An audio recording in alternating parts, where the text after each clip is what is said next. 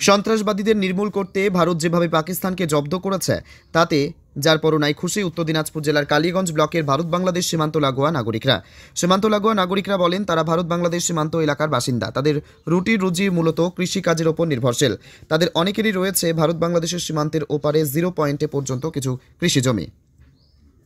কিন্তু কিছুদিন আগে অবধিও বাংলাদেশের দুষ্কৃতিকারীরা তাদেরকে নানান রকমভাবে হুমকি দিত, এমনকি রাতের বেলায় তাদের ফসল কেটে নিত।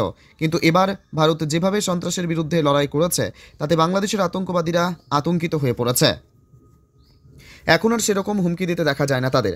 তার উপর বিএসএফ তাদের যেভাবে নিরাপত্তা দিচ্ছে কঠোরভাবে, তার ফলে এখন তারা স্বস্তির মধ্যে রয়েছে। সীমান্তের বাসিন্দারা জানান ভারত যেভাবে পাকিস্তানের মাটিতে গিয়ে জঙ্গি ঘাঁটি ধ্বংস করে এসেছে তার জবাব নেই।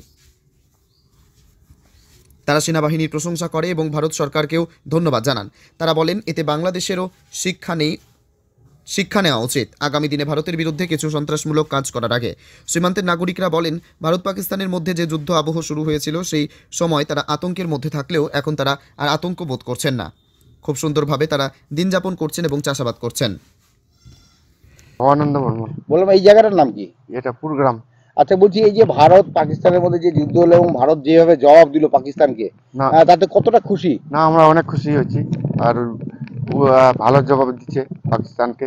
আচ্ছা, কি চাচ্ছ তোমরা? আমরা ভালোই চাচ্ছি যে এরকম ভাবে যাতে জবাব দেয় নাকি? এরকম ভাবে যেন জবাব দিতে পারে, আচ্ছা আরো যেন আগে যেতে পারে আর কি। আচ্ছা, আর জঙ্গি যাতে না ঢুকতে পারে। জঙ্গি যেন না ঢুকতে পারে, আমাদের ভারত যেন ভালোই থাকে, সুরক্ষা থাকে। আচ্ছা, ওইটাই। আর এই তোমরা যে সীমান্ত এখানে থাকো, তোমাদের কি কোনো আতঙ্ক ছিল, তার মধ্যে আবার বিএসএফ গুলা ডিউটি করছে, তার মধ্যে অতটা আর কি ভয় লাগে না। আচ্ছা, ঠিকঠাক ভাবে ওইদিকে যে কাজ করতে পারছো? হ্যাঁ, কাজ করছে। জমির ওদিকে মানে জমি আছে তো না? জমি নেই আমাদের, নাই। তাহলে যারা যাচ্ছে তারা ঠিকঠাক ভাবে যাচ্ছে? যাচ্ছে, হ্যাঁ হ্যাঁ। আচ্ছা, কি নাম আপনার? উতুল দেব শর্মা। বলছি যে সম্প্রতি যে ভারত পাকিস্তানের মধ্যে যে একটা যুদ্ধ হলো এবং তাতে যে ভারত যে জবাবটা দিল, কতটা আনন্দিত আপনারা? আনন্দিত পুরো আছি, আমরা বর্ডার এলাকায় আছি তো, তাতে খুব আনন্দিত। কি বলবেন?